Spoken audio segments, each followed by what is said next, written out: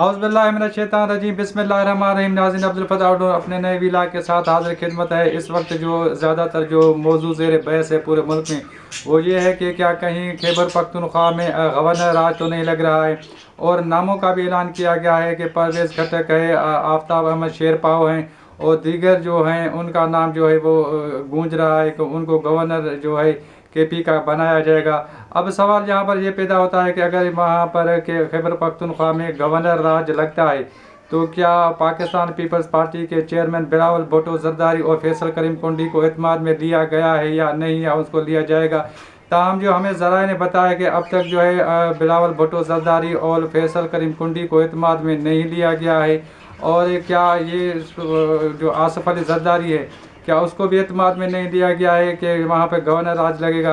अगर यहाँ पर सवाल ये पैदा होता है कि क्या खैबर पख्तूनख्वा में अगर गवर्नर राज रखता है तो ये ऐसे समझे कि ये एक किस्म का जो सियासी तज्ज़िया निगार उनका ये कहना कि आग से खेलने के बराबर होगा, क्योंकि पाकिस्तान तहरीक इंसाफ एक बार फिर जो है वो अपने आप को जो मजलूम साबित करेगी और वो जो अवाम में जाएगी कि हमारे साथ जो है नाइंसाफ़ी की गई है। पहले तो हमारी मखसूस नशस्तें सीटी गई और मुबैना तौर पर जो है दांधली की गई है। और इसके अलावा अब हमारे यहाँ जो है हमें गवर्नर राज लगा कर हमें दीवार से लगा गया है।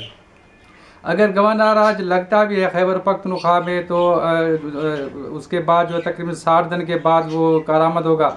उसके बाद अगर वहाँ की जो सूबाई असेंबली है वहाँ से मंजूर नहीं होता है तो ये गवर्नर राज जो है ऑटोमेटिकली ख़त्म हो जाएगा। और ये इसको जो गवर्नर राज को जो है अदालतों में भी चैलेंज किया जा सकता है और वहाँ पर भी ख़त्म किया जा सकता है।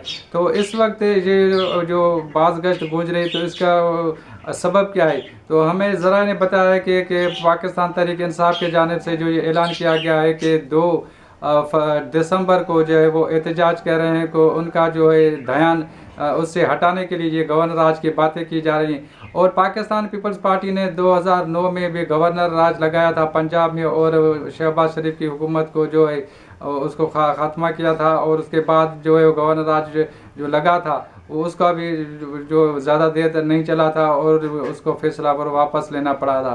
तो अब खैबर पख्तूनख्वा में अगर ऐसी सूरत हाल बन जाती है, गवर्नर राज लग जाता है, तो वहाँ की सूरत हाल जो है वो मज़ीद कशीदा हो जाएगी। और फिर जो है जो कारकुनान जो हैं इस वक्त वहाँ पर सूबे में खैबर पख्तूनख्वा में जो पाकिस्तान तहरीक इंसाफ की हुकूमत है, वहाँ पर जो पाकिस्तान तहरीक इंसाफ जो है जो कारकुनान है वो ज़्यादातर रोडों पे आ सकते हैं और जो है वो सख्त एहतजाज कर सकते हैं।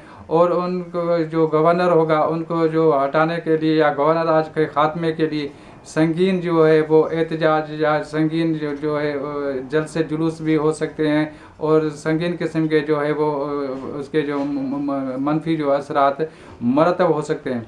तो इस वक्त मैंने सोचा कि इस मौजू पर हम बात करें कि क्या गवर्नर राज खैबर पख्तूनख्वा में लगने जा रहा है या नहीं।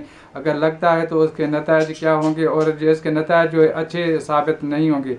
आइंदा वीलाग तक अब्दुल फताह उर्दू को दीजिए इजाज़त और हमारे YouTube चैनल AFO न्यूज़ 786 को ना सिर्फ लाइक करें, सब्सक्राइब करें, बल्कि अपनी कीमती राय से भी आगाह करें। और हमारा फेसबुक पर भी आप मुझे देख रहे हैं तो हमारे फेसबुक पर भी अपनी जो कीमती राय है उसे भी ज़रूर आगाह करें। अल्लाह निगहबान।